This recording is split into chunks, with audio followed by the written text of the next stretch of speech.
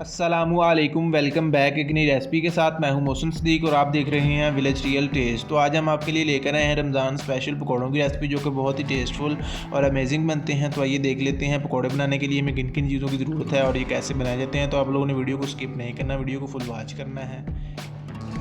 बिस्मिल्लाहिर्रहमानिर्रहीम। ये हमारे पास बिल्कुल फ्रेश मेथी है, सब्ज़ मिर्चें हैं, हरा धनिया है, बिल्कुल फ्रेश पालक है और ये हमारे पास आधा किलो आलू हैं जिनको हमने अच्छी तरह से वॉश करके छील कर इनकी अच्छी तरह से कटिंग कर ली है। ये हमारे पास 300 ग्राम प्याज हैं जिनको हमने नॉर्मल साइज़ में चॉप्ड किया है। आप इनको ब्रीक चॉप्ड करके भी इस्तेमाल कर सकते हैं।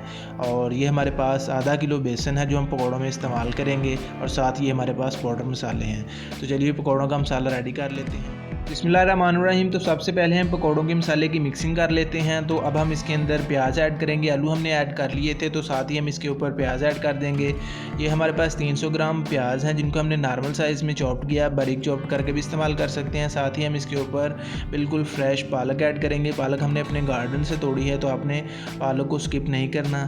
साथ ही हम इसके ऊपर 6 से 7 अदद बारीक चॉप्ड की हुई सब्ज़ मिर्चें ऐड कर देंगे।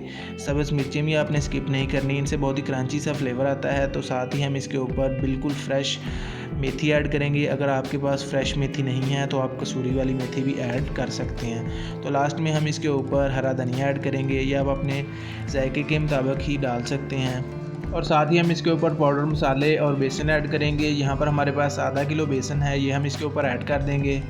और साथ ही हम इसके ऊपर पाउडर मसाले ऐड करेंगे। ये हम इसके अंदर लाल मिर्च पाउडर डालेंगे 1.5 चम्मच।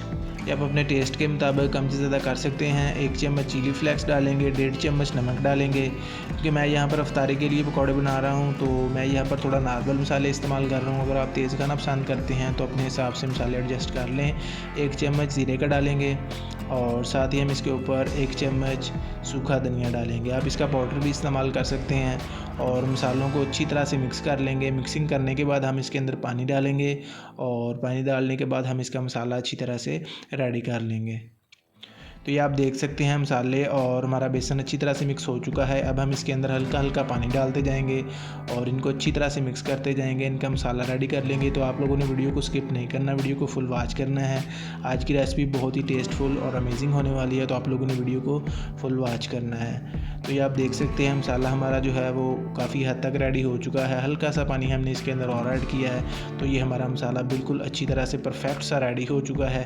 इसको आप लोगों ने ज़्यादा हार्ड भी नहीं बनाना और ज़्यादा पतला भी नहीं बनाना, बिल्कुल परफेक्ट हमारा मसाला रेडी है। बिस्मिल्लाहिर्रहमानिर्रहीम। तो यहाँ पर हमने ली है एक प्यारी सी कढ़ाई जिसके अंदर हमने घी ऐड किया है। घी हमारा अच्छी तरह से गर्म हो चुका है। अब हम इसके अंदर एक एक करके पकौड़े डालते जाएंगे और इनको अच्छी तरह से फ्राई कर लेंगे। तो जब तक हम घी के अंदर पकौड़े ऐड कर रहे हैं, आपसे एक छोटी सी रिक्वेस्ट है कि अगर आप लोगों ने अभी तक चैनल को सब्सक्राइब नहीं किया तो प्लीज़ कर लें। यह आपकी तरफ से हमारे लिए एक इनाम होता है, प्यार होता है, मोहब्बत होती है कि हम काम सही कर रहे हैं। और वीडियो को लाइक शेयर लाजमी किया करें और कमेंट बॉक्स में अपनी राय का इज़हार ज़रूर दिया करें। अगर किसी बात की समझ ना आए तो कमेंट में पूछ लिया करें, इंशाल्लाह से आपको जवाब ज़रूर मिलेगा।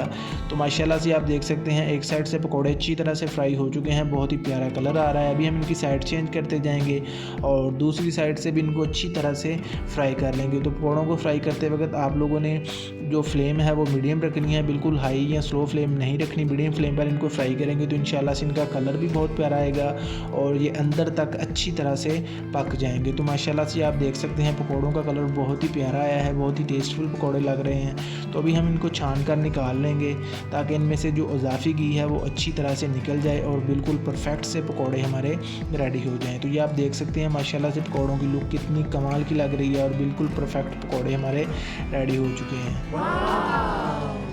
बिस्मिल्लाहिर्रहमानिर्रहीम। अब हमने घी को दोबारा से प्री हीट किया है, दोबारा से गर्म किया है। अब हम इसके अंदर एक एक करके पकौड़े डालते जाएंगे और इनको अच्छी तरह से फ्राई कर लेंगे। क्योंकि जब हम घी के अंदर पकौड़े डालते हैं, पकौड़ों को फ्राई करते हैं और पकौड़ों को निकालते हैं तो 3 प्रोसेस से पकौड़ा गुजरता है और 3 प्रोसेस से पकौड़ा गुजरने के बाद घी का टेम्परेचर लो हो जाता है। और जब भी आप पकौड़ों को निकाल कर घी के अंदर पकौड़े डालें तो घी को दोबारा से प्री हीट करें और फिर इसके अंदर पकौड़े डालें।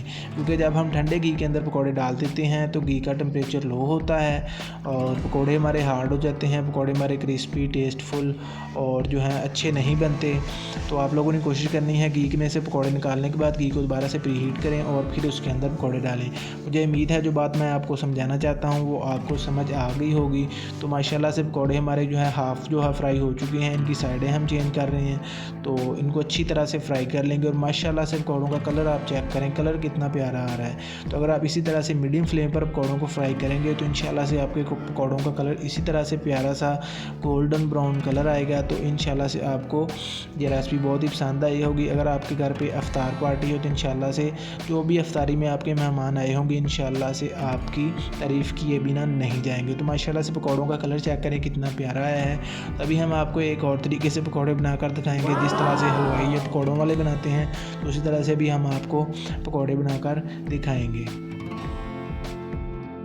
बिस्मिल्लाहिर्रहमानिर्रहीम। तो घी को दोबारा से प्रीहीट करने के बाद हम इसके अंदर पकौड़े डालेंगे। इस तरह से एक बड़ा पकौड़ा बना लेंगे और उसके छोटे छोटे पकौड़े बनाकर डालते जाएंगे। अगर आपको जल्दी हो तो आप इस तरह से भी पकौड़े बना सकते हैं और कोशिश करेंगे एक ही साइज़ के पकौड़े डालें। अगर आप छोटे बड़े डालेंगे तो पकौड़े फ्राई करते वक्त मुश्किल पेश आएगी, कुछ पकौड़े बहुत जल्द फ्राई हो जाएंगे और कुछ जो है वो लेट फ्राई होंगे। तो इसलिए आप एक ही साइज़ के पकौड़े डालते जाएँ। तो ये आप देख सकते हैं पकौड़े हमारे एक साइड से फ्राई हो चुके हैं। अभी हमने इनकी साइड चेंज की है और दूसरी साइड से भी इनको अच्छी तरह से फ्राई कर लेंगे और कोशिश करें कि पकौड़े आप घर पर बनाकर खाएं। अगर आपको अफ्तारी के अंदर या आपका दिल कर रहा है पकौड़े खाने को तो आप घर पर बनाएं, क्योंकि आपको नहीं पता दुकानों पर जो पकौड़े बनाए जाते हैं उनके अंदर लो क्वालिटी की वेजिटेबल्स और गंदे मसाले इस्तेमाल किए जाते हैं। घटिया तेल के अंदर वो पकौड़ों को फ्राई करते हैं तो उनको खाकर आप बीमार भी हो सकते हैं। तो माशाल्लाह से पकौड़े हमारे अच्छी तरह से रेडी हो चुके हैं।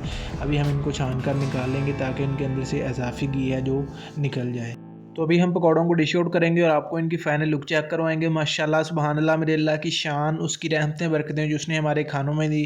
तो माशाल्लाह से आप पकौड़ों की फ़ाइनल लुक चेक करें कितनी कमाल की लग रही है, कलर कितना प्यारा है पकौड़ों का। तो आप लोगों ने पकौड़ों की रेसिपी ज़रूर ट्राई करनी है और मुझे एक कमेंट बॉक्स में बताना है कि आपको पकौड़ों की रेसिपी कैसी लगी। तो मिलती हैं एक नई वीडियो के साथ, तब तक के लिए अपना बहुत सारा ख्याल रखिएगा। अल्लाह हाफिज़।